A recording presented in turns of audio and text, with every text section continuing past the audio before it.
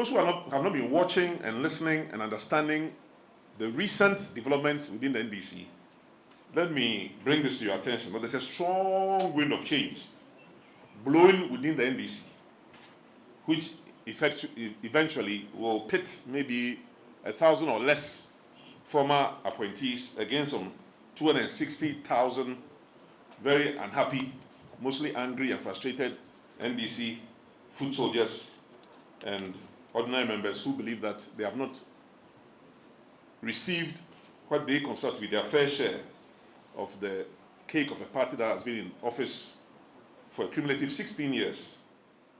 The demand for change by grassroots members of our party has actually led to the removal of most of the executives whose conduct was considered contributing to the party's abysmal failure in 2016 presidential elections and parliamentary elections for that matter, where we lost over 50 seats in parliament.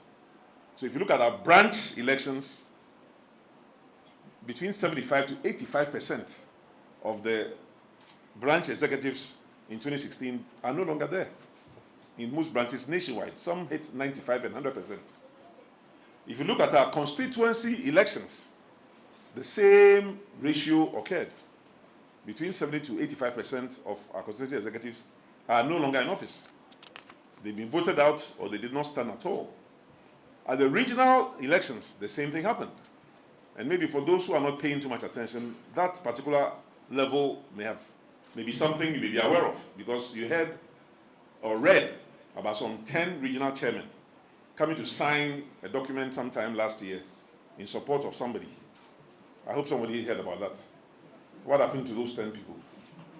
8 of those former regional chairmen are not regional chairmen today.